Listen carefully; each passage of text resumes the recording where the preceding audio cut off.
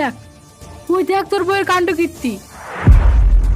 মা, নীলা এটা কি করছে? নীলা একটা আস্ত ছাগল গিলে ফেললো। মা, ও মা, কোথায় তুমি? তাড়াতাড়ি বাড়ি এসো। কি রে হাসি, এত চিল্লাচ্ছিস কেন? মা, আজকে আমি কি দেখেছি তুমি জানো? আমি তো আমার নিজের চোখকেই বিশ্বাস করতে পারছি না। এত ফালতু কথা না বলে কি দেখেছিস সেটা আগে বল। তোমার যে ছেলের বউ, তোমার ছেলের বউ তো মানুষ না, সে তো একটা রাক্ষস। তুই এসব কি বলছিস? মানুষ না রাক্ষসী মানে? আমি যে কিভাবে বলি, আমার তো নিজেরই বিশ্বাস হচ্ছে না।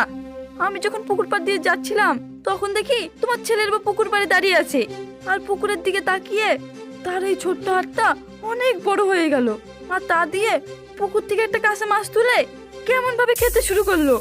আমি আড়াল থেকে ওই সব দেখে ভয়ে পালিয়ে এসেছি। তোমার ছেলের বউ তো মানুষ না, সে তো একটা রাক্ষস নেই। আরে মা, সে তো আমি জানি যে ও একটা রাক্ষসী। আমি সবাইকে বলেছি কিন্তু কেউ আমার কথা বিশ্বাস করেনি। এমনকি তোর ভাইকেও বলেছি কিন্তু সেও বিশ্বাস করেনি। আমি তো আগে থেকে জানতাম, এখন তুইও জেনে গেলি। এখন বলতো সে রাক্ষসীটা কোথায়? মা, এই দাঁড়াও দাঁড়াও, তুমি কি এখন পুকুর পাড় থেকে আসছো? হ্যাঁ গিয়েছিলাম। কেন বলুন তো? হাসি, তুমি এভাবে হাঁপাচ্ছ কেন? মনে হচ্ছে কোনো কিছু থেকে খুব ভয় পেয়েছো। কি হয়েছে বলো তো? হয়েছে হয়েছে, ওর কথা বাদ দাও। তুমি কেন পুকুর পাড়ে গিয়েছিলে? বাসনপত্র ধুতে গিয়েছিলাম মা। থালা বাসন ধুতে গিয়েছিলে? কই, তোমার হাতে তো কিছুই নেই। ওগুলো তো আমি রান্নাঘরে সুন্দর করে রেখে এসেছি। তুমি কি আমাকে বকা পেয়েছো?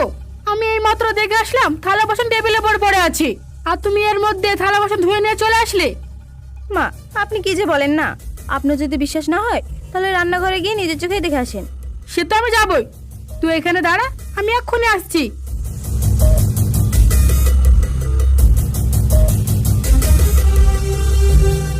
ঠিকই তো, আমি রান্নাঘরে গিয়ে দেখি থালা বাসন সব সুন্দর করে সাজানো। এটা কিভাবে সম্ভব? আমি তো কিছুই বুঝতে পারছি না।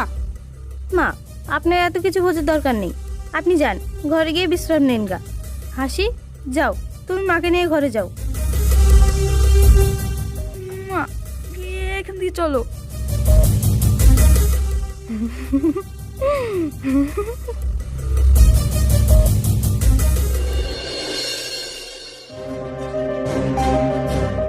আচ্ছা নীলা, তুমি কি আমার কাছ থেকে কোনো কিছু লুকাচ্ছ? আরে না তো, আমি তোমার কাছ থেকে আবার কি লুকোবো? হঠাৎ এই কথা জিজ্ঞেস করলে? না মানে, আমার মনে হচ্ছে তুমি কোনো কিছু লুকাচ্ছ। না, আমি তো তোমার কাছে কোনো কিছুই লুকাচ্ছি না। কি বলবা সোজাসুজি বলো। না মানে, আব্বা বলল তুমি নাকি আব্বাকে রাক্ষসের মতো খেতে আসছিলে। আবার ওদিকে মা বলছে তুমি নাকি পা দিয়ে রান্না করছো। আর ওদিকে বোন বোন নাকি তোমাকে পুকুর থেকে কাঁচা মাছ খেতে দেখেছে। আচ্ছা, ঘটনা কি আমাকে একটু খুলে বলবা? ওরা যেগুলো বলছে এগুলো সত্যি না মিথ্যা? আরে অদ্ভুত তো, তুমি আবার আমাকে রাক্ষসী ভাবতে শুরু করলে নাকি? আচ্ছা, তুমি একটা কথা বলো তো, তুমি তো সবসময় আমার সাথেই থাকো, তুমি কি কখনো এরকম নিজের চোখে দেখেছো? একই সাথে তিনজন মানুষই কি ভুল দেখেছে? আমার কেমন যেন একটা খটকা লাগছে। বুঝতে পেরেছি, তাহলে তুমি আর আমাকে আগের মতো ভালোবাসবে না, তাই তো? আরে কি বলছো? ভালোবাসবো না কেন? তুমি যদি আমাকে ভালোবাসতে তাহলে আর এরকম কথা বলতে পারতে না। বুঝতে পেরেছি, আমাকে আমার ভালোবাসার প্রমাণ দিতে হবে, তাই তো?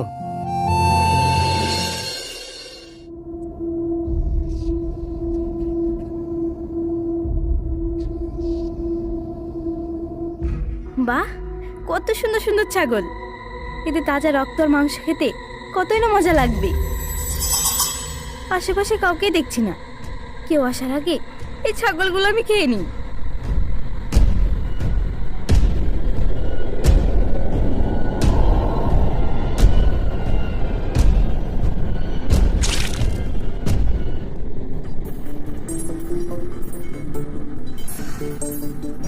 ওটা কে? আমার বৌমা না? ওর মতো তো লাগছে। ও ওখানে কি করছে? এরকম ছাগল আমি কখনো খাইনি।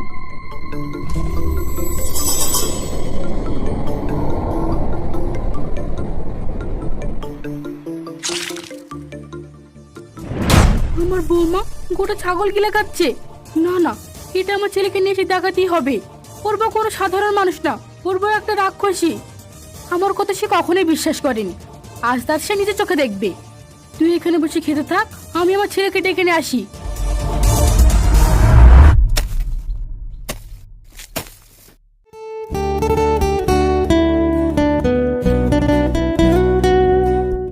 যাক, কাজ আজ অনেক এগিয়েছে, আর একটুখানি বাকি আছে। এইটুকু হলেই আমি বাড়ি চলে যাব।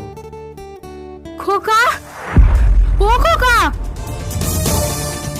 মা, কি হয়েছে তোমার? তুমি এত হাঁপাতে হাঁপাতে আসছো কেন? মাঠের কাজ পরে করিস, তুই এক্ষুনি আমার সাথে চল। আরে কি হয়েছে বলো তো? তোকে আজ আমি একটা জিনিস দেখাবো। তাড়াতাড়ি আয় বাবা, তাড়াতাড়ি আয়। আরে আসতে চলো, পড়ে যাবা তো।